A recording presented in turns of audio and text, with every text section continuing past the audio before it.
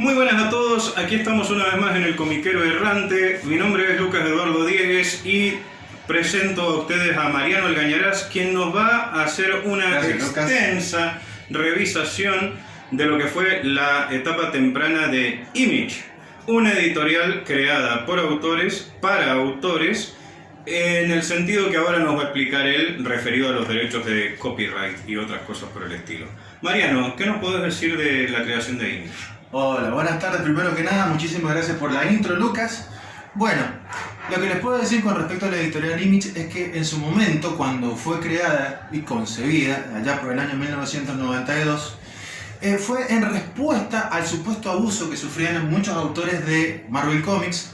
Citamos, por ejemplo, a Todd McFarlane, que en ese momento estaba haciendo Spider-Man, el Hombre Araña. Citamos a Jim Lee, que estaba con el título estrella de X-Men. Citamos también a Mark Silvestri, que estaba haciendo Uncanny X-Men junto a Wiles Portacio.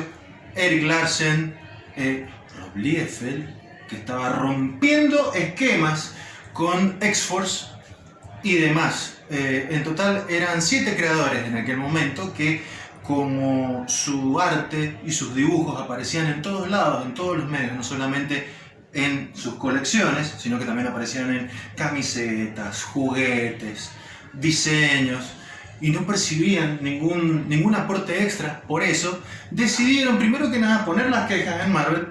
Marvel en ese momento les dijo: no, muchachos, ustedes trabajan para nosotros y hacen lo que nosotros decimos y punto, más o menos así. Entonces le dijeron: bueno, vamos a empezar a armar un proyecto propio, en el cual en ese momento el editor de Marvel, Bob Harras, directamente les sonrió y les dijo: tengan muy buena suerte. Así es. Qué mal para Bob, porque justo en ese año estos 7 jinetes, no 4, 7 jinetes del apocalipsis para Marvel, Sí. fundaron, apadrinados por la editorial Malibu Comics, el sello Image.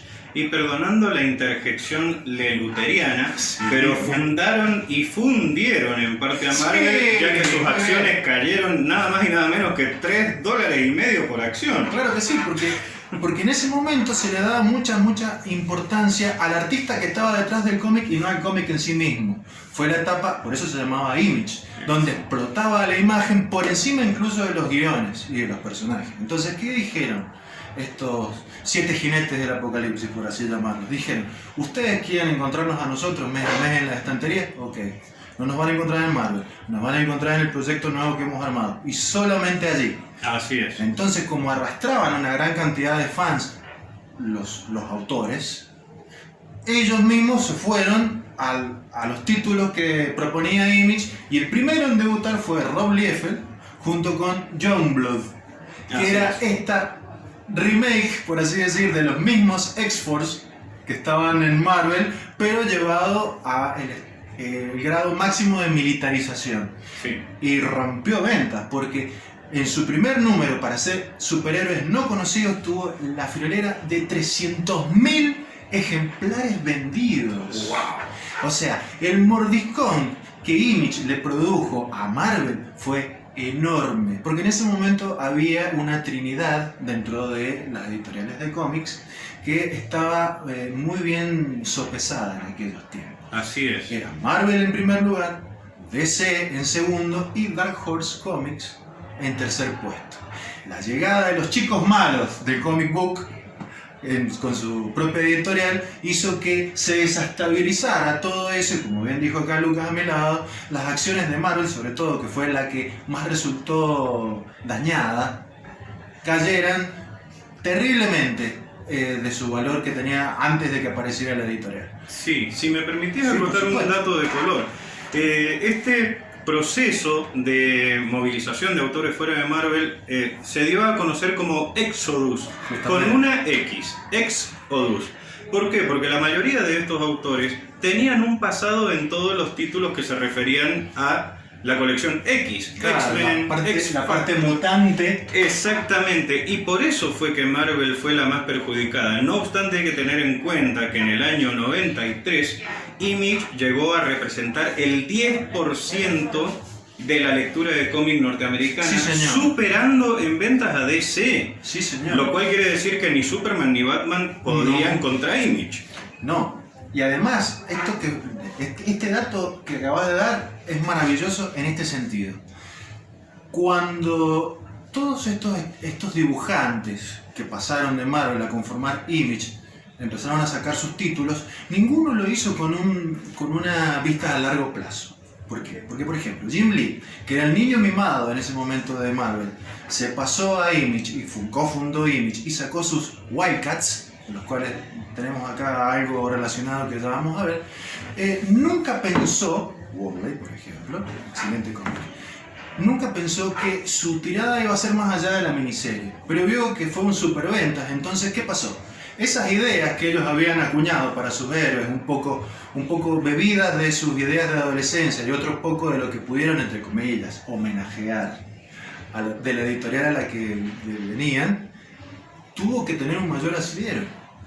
Entonces ellos empezaron a reclutar en sus filas o contratar a escritores de enorme trayectoria, de la talla de James Robinson, Alan Moore, Neil Gaiman. Sí, exactamente. Para que escribieran historias acerca de sus personajes recién armados y le dieran una cohesión dentro del recién formado universo Image y también un trasfondo mayor, que no fueran tan superficiales. Porque en el momento habían sido todos ellos muy rompedores con la idea de que la imagen por encima del guión. Sí, ok, funcionó, un tiempo. Pero después el lector más veterano dijo, ok, me estás dando algo muy bonito de ver, pero ¿qué hay en el trasfondo? Y ahí empezaron a hacer agua. Así es, de hecho fue muy criticada esa actitud de Image, hubo una polémica muy grande porque comenzaron a contratar gente para unitarios, otros autores de distintos lugares, pero conservando los derechos de las historietas, con lo cual estaban haciendo lo mismo que había hecho Marvel, que fue el mismo motivo por el que ellos se fueron y formaron Image. Eso desató una cierta polémica, ya que estaban ni más ni menos imitando a la empresa de la que ellos se habían marchado, haciendo exactamente lo mismo con los derechos. Es verdad, porque decían, ellos en su premisa decían, los autores van a conservar los derechos sobre sus propias creaciones. Ok, pero fueron los 7 primeros, los fundadores. Así es. Los que venían después, no. Ese fue un caso muy sonado, sobre todo con respecto a Neil Gaiman. Ángela. Exactamente, ya que fue uno de los personajes más emblemáticos que apareció en el cómic de Spawn, de Todd McFarlane, cuando en el número 9 hace su aparición Ángela, de la mano de Neil Gaiman. Entonces, McFarlane le dijo, yo voy a respetar tus derechos sobre tu personaje, pero le duró lo que dura nada más el dicho, porque al ver que el personaje se transformó muy popular en el momento, él trató, de alguna manera, de apropiarse, quedarse o chupar o absorber lo que era Ángela dentro del universo de Spawn. Cosa que al final no logró hacer y forzadamente tuvo que asesinar el personaje allá en el Spawn viejo, Spawn 95, 97, en este momento no recuerdo todo bien, para que volviera a manos de Neil Gaiman, ya que él quería hacer cómics con su personaje fuera del universo de Image y fuera de Spawn. Así que lo dejó al personaje de McFarlane bastante cojo, porque después no tuvo más nada de eso a lo que echar mano. Sí, quedemos de acuerdo en que Todd McFarlane no se esperaba que... A ver, Neil Gaiman, a quien yo tuve el gusto de tratar durante un taller por muy breves momentos, pero Neil Gaiman es una persona muy agradable, es una persona afable, sí, muy dinámica también a la hora de hablar, es una persona muy simpática, pero con respecto a los derechos de sus personajes es un perro guardián. Él no se esperaba lo cual es maravilloso, sinceramente. Sí, totalmente, porque tengamos en cuenta también que Neil Gaiman durante gran parte de su carrera fue representado por Karen Berger, que fue la responsable de que Neil Gaiman hiciera la maravilla de Sandman inmediatamente después de Orquídea Negra, pero que además Karen Berger es una de las mejores negociantes en la historia de los cómics, por lo cual esa lucha de McFarlane fue contra dos titanes de la legalidad que realmente no fue a ningún lado su lucha. Hablando de legalidad, también he sabido que Image pasó por un momento bastante oscuro, un pequeño periodo dentro de su andadura, allá por la década 90, su primera andadura, porque uno de los miembros fundadores, Rob Liefeld, se sabe que más allá de estar siempre en desacuerdo con todo lo que proponían sus iguales, sus pares, había sacado fondos de la editorial Image para fomentar publicaciones de él y otra editorial que había armado en solitario. No sé si en aquel momento se llamaba Awesome Entertainment o Awesome Press, algo por el estilo. Sí. Entonces, ¿qué provocó? Que sus compañeros en una asamblea, entre ellos estaba Mark Silvestri, creador de Cyberforce, entre otros, decidieran expulsarlo de la editorial y a su vez iniciarle acciones legales por lo que había hecho y además por plagio. Así es. Por plagio, porque había tomado algunos diseños de sus colegas y los había incorporado como propios en esas otras colecciones que estaban saliendo por otro lado y que no era exactamente por Image. Exactamente. Bueno, de la legalidad de los cómics de Image podemos hablar durante horas. Desgraciadamente tenemos solamente unos 20 minutos. Poquitos minutos. Así es, por lo cual vamos a proceder a mostrar algunas de las historietas que conciernen a Image. Algunas no las vamos a mostrar porque ya son sobradamente conocidas, por ejemplo Spawn y demás.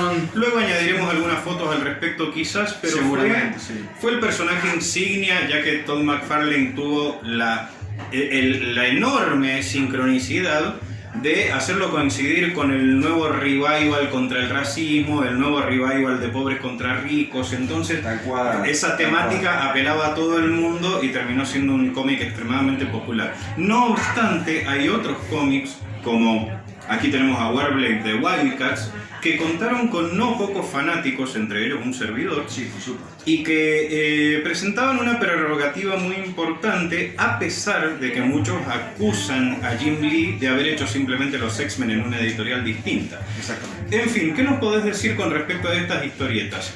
Mira, algo muy bueno puedo decirlo, porque por ejemplo, en su momento sí, fue un pretexto para destronar a los X-Men de su sitio y también para vender muñequitos. Así es. Y hacerse alguna serie animada que salió, sí, que pasó sin pena ni gloria, pero se hizo. Pero después, cuando vino esta etapa de contratar guionistas de renombre, se le dio una mayor envergadura y un mayor trasfondo a los personajes. Y cito James Robinson y la etapa muy celebrada de Alan Moore. Así es. Muy celebrada, en la que directamente se saca a los personajes principales de contexto, se introduce nuevos y se hace toda una alegoría política de lo que está correctamente bien o lo que no está bien con respecto a los Wildcats, que te dicen, ¿son héroes? No son tan héroes. La lucha que han peleado durante tantos años está bien, no está tanto. Los demonitas, que son sus enemigos, sí, son tan involucionados, son tan malos, y no, entonces te lleva por un camino de ambigüedad. De hecho, en la misma historieta de los Wildcats habían numerosas referencias a Youngblood, muchas referencias donde lo veían por televisión, donde hablaban de sus métodos barbáricos, etcétera, etcétera, que no era más que el intento de Image de hacerle publicidad a Youngblood a través de Wildcats, que llegaron como piña. Mientras que Youngblood no tuvo demasiada repercusión luego de sus primeros números. Es que justamente el grave problema que tuvo la editorial Image en sus primeros tiempos fue el de los crossovers endémicos, el de los cruces endémicos, porque claro, habían hecho lo siguiente: si tu personaje sale en el mío, sirve para promocionarse y viceversa. Por ejemplo, acá en este cómic podemos ver claramente que dentro de todos los personajes que conforman el Wildstorm está el dragón salvaje, Savage Dragon, que es de Eric Larsen, que pertenece a otro estudio distinto. Así es. Y así sucesivamente. De hecho, también se prestaban colecciones y uno dibujaba la del compañero. Y así, por ejemplo, salió Jim Lee dibujando el cómic de Savage Dragon, justamente, y Eric Larsen haciendo Wildcats. Todd McFarlane dibujando Cyberforce y Mark Silvestri haciendo Spawn. Y así. ¿Y qué nos podés decir con respecto a Backlash? Primero que nada quiero aclarar que estos números acabamos de conseguirlos aquí en Planeta Comics, desde donde nosotros estamos transmitiendo estos programas. Presta amablemente su local. Así es, tenemos este glorioso mural de fondo, hecho por Ricardo y Sara, los legendarios héroes del cómic mendocino. Totalmente, ¿no? Cuando hace cuánto ya, 24 años. 24 años, feliz cumpleaños. Hoy mismo. Feliz cumpleaños. Planeta Feliz Comics. cumpleaños, Planeta Comics. Por otros 24 más. Por otros 24 más. Por lo menos. Y sí, mejor 48 o 72. ¿Por qué no? Qué bien que te sabés las tablas. Sí, viste, es impresionante. Sí, no. De todos modos, Planeta Comics es un lugar en la Galería Caracol en donde vos podés conseguir cómics viejos, cómics nuevos, podés conseguir manga, podés conseguir miniaturas increíbles, muchas de ellas armadas y pintadas por Ricardo con mano magistral, lo dice un cliente de él. Planeta queda en la Galería Caracol, local número 38, ¿verdad? 38. Local número 38. Apenas entras, dale derechito, no mires para ningún costado. Vos dale derechito hasta el fondo y mirá a la izquierda y ahí te vas a encontrar a la mejor gente y al mejor local de cómics de Mendoza. Como dije recién, es encontrar el tesoro al final del arcoíris. Exactamente, al final del caracol. Al final del caracol. Claro. Bueno, vámonos. Muy bien. Ahora, por favor, pasemos a Backlash. ¿Qué nos puedes decir de Backlash? Backlash, este es un personaje salido de la factoría de cómics de Jim Lee, del subsello Wildstorm. ¿Vale? Este personaje es un miembro de un grupo paramilitar que se llama Team 7. En un momento, en una operación que tuvieron todos estos militares, obtienen, luego de estar expuestos a una tecnología alienígena, obtienen extraños poderes. En el caso de Backlash son poderes psíquicos y además puede proyectar una serie, pues se llama Backlash, una serie de tentáculos de energía que le salen de sus muñecas. Ajá, perfecto.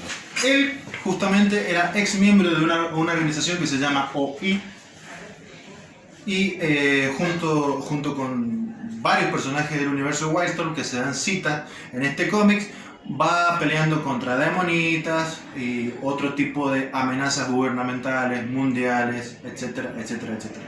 Es un cómic que está plagado de acción, con el buen hacer en los lápices de Brett Booth, salido de la cantera, por así decir, de la mano de Jim Lee, junto a otros dibujantes como Scott Campbell o el mismísimo Travis Charest.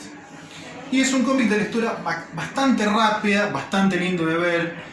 Dura no demasiados números, creo que World Comics justamente llegó hasta el número 50, pero recopilando toda su andadura en Estados Unidos hasta que el cómic fue no cancelado, sino cerró editorialmente, porque en 1999 Jim Lee vende su estudio, Wildstorm, a la editorial de DC y se va de Image. Lo cual, eso significó que hubiese un replanteo nuevo dentro de DC para ver cómo podía llegar a insertarse, exactamente. Sí. Todo el submundo creado por Jim Lee dentro de la continuidad de DC. Correcto. Es más, inventaron una tierra distinta. Ajá. Para englobar a todos los títulos de Wildstorm dentro del universo de DC. La especialidad de DC, La especialidad crear de DC. Nuevas tierras. Claro, no habían tierras infinitas, ahora sí las hay. Claro, Y una de esas es la tierra Wildstorm. Así es, sí. Yo creo que es una costumbre que le va a durar hasta 20 crisis más o menos. Más o menos. Sí. Como podemos ver, los personajes de Wildcats se dan muchas veces, muchas citas dentro de las páginas de Backlash, una y otra vez, porque claro, como Grifter, justamente uno de los personajes más carismáticos de los Wildcats, es también un ex Team 7. Ajá. Es un ex compañero de armas de Backlash y siempre está rondando en el cómic. Ajá. Digamos que Grifter vendría siendo algo así, como dije antes, como el Gambito de Wildcats. ¿Sabes? Cuando yo escuché eso, sí, tiene la una primera cierta... vez me gustó, porque no solamente es una cuestión a modo de parecido gráfico nada más, sino también conceptual. Así es. Conceptual, porque es como el humor ácido constante. El humor ácido constante, el tipo que ha pasado por muchas cosas pero que guarda muchos secretos. Exactamente. Con un amor bastante medio jodido, en este caso con Silo. Sí, o sea, muchas similitudes. Muchas similitudes, muchas similaridades. Bueno. Es más, mira, te cuento algo pequeñito. Hay un cómic que se llama Wildcat X-Men, que está dibujado por Jim Lee, y justamente eso que acabas de decir, eso está en manifiesto, porque Grifter está en una prisión y el que le prende el cigarrillo en esa prisión no se ve bien. El que le enciende el cigarrillo es justamente Gambito. Recuerdo. Y él le agradece y le dice: Dios quiera que nuestros caminos se vuelvan a cruzar o algo así. Entonces hace una pequeña referencia como que tienen algo que ver un poquito. Bueno, rápidamente, porque no sé cuántos minutos nos quedan, pero rápidamente, hablemos un poco de Planetary, que es esta historieta que tenemos adelante y que yo personalmente no la he leído nunca, por eso te voy a dejar solo en esto. Bueno, Planetary, esto es un cómic que salió de la mano de Wildstorm en sus últimos tiempos, pero que se aleja mucho de la fórmula típica de los superhéroes vestidos de pijama y saltando de aquí para allá y con mujeres que muestran todo lo que tienen que mostrar. Sí. Se va bastante de esa tónica. Esta es una idea de cómic de superhéroes, digámoslo así, para adultos, con temática un poco más dura, un poco más desarrollada. Este es el caso de Planetary. Planetary fue un cómic muy aplaudido en su momento por la temática que planteaba y por los temas sociales que desarrollaba. Por ejemplo, estamos hablando en que hacía mucho hincapié en el racismo, la intolerancia contra las personas de distinto género.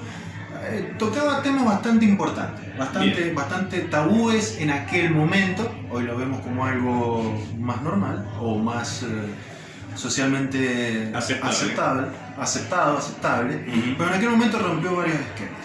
Y el hecho de que estuviera escrito por Warren Ellis fue bastante celebrado. Warren Ellis, para los que no lo tengan, ha sido escritor de Hellblazer durante una etapa bastante larga. John Constantine. Así que esto hace mucho, hay mucha crítica social, hay mucho humor ácido, sin perder la acción, sin dejar de ser un cómic de superhéroes, pero es altamente recomendable a aquellos que buscan una vuelta de tuerca en el cómic de superhéroes. Muy bien, será leído entonces. Bueno, entonces a modo de corolario, ¿cómo podríamos resumir el legado de la Image temprana en el cómic actual? ¿Qué podríamos decir que nos ha dejado Image como para rememorarla? Lo que podemos decir con respecto a Image en su etapa temprana es que un puñado de autores, si bien conocidos y bastante consagrados en ese momento, pudieron oponerse bastante bien y darle un susto bastante grande a las grandes editoriales del momento, solamente plantándose, confiando en sí mismos y sacando cómics de bastante calidad dentro de la época y pudiendo concretar su propia idea acerca de lo que ellos consideraban que era un cómic bien resuelto y poder llevarlo a cabo de forma exitosa. Y quedarse con los derechos de sus propias creaciones, que más allá de lo que haya pasado luego. Que en aquel momento las grandes editoriales no lo tenían en cuenta. Lo que ellos creaban, fuere lo que fuere, se los quedaban las editoriales grandes. Correcto. Hoy por hoy ya no ocurre eso. Muy bien. Bueno, yo voy a cerrar simplemente diciendo que más adelante, en nuestro otro programa de Dados y Hombres, voy a hacer un análisis, y no solamente análisis, sino un gameplay del juego de una de las creaciones más venerables de esta empresa, llamada Kick-Ass. Nada más y nada menos que este adolescente que decide vestirse de superhéroe, inspirando a otra gente en 2 películas de un corte cómico dramático muy adulto. El juego es maravilloso y bueno, los invito a ver esos videos una vez que estén realizados. Y bueno, nada más por ahora que decir de Image por ahora, ya volveremos más adelante. Por una segunda parte, lo que ha sido hasta nuestros días, Invencible y todo eso. Exactamente, muy bien. Entonces, muchas gracias por ver este programa. Muchísimas gracias. Mariano Algañarás, hablando para todos ustedes. Lucas Diegues, acompañándome maravillosamente. Y le mandamos un saludo muy grande a Rodolfo Lucero, que no ha podido estar con nosotros hoy por motivos laborales. Y nuestro agradecimiento a David, nuestro director, que está aquí detrás de cámara observándonos. Y por supuesto la gente de Planeta Comics. La gente de Planeta Comics, efectivamente. Muchas gracias a todos. Esto fue El Comiquero Errante.